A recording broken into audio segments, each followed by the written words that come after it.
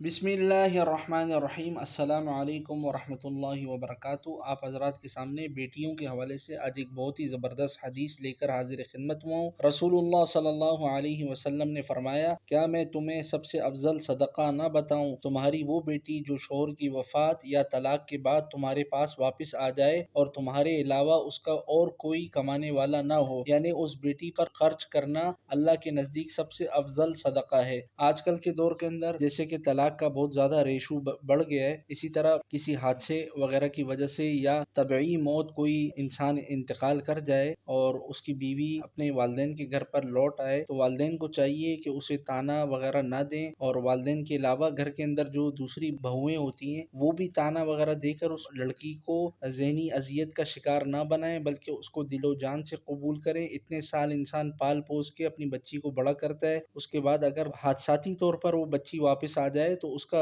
ویسے ہی خیال رکھنا چاہیے جس طرح بچپن سے لے کر اسے جوان کرنے تک آپ لوگوں نے خرچ بھی کیا تھا اور اس کا خیال بھی رکھا تھا، اس کی حفاظت بھی کی تھی۔ بیٹی کو بیٹی سمجھ کر اس کا حق دیں گے، انشاءاللہ اللہ تعالیٰ آپ کے لیے مزید وسعت پیدا فرمائیں گے۔ اللہ تعالیٰ ان باتوں پر ہم سب مسلمانوں کو عمل کرنے کی توفیق عطا فرمائے۔ ہمارے چینل پر اگر نئے تو اسے سبسکرائب کر کے بیل آئیکن کو پریس کر دیجیے گا، انشاءاللہ اسی طرح کی انفارمیٹیو اور اسلامک ویڈیوز آپ لوگوں کو بر وقت ملتی رہیں گی۔ جزاک اللہ خیرہ۔ السلام علیکم ورحمۃ اللہ وبرکاتہ۔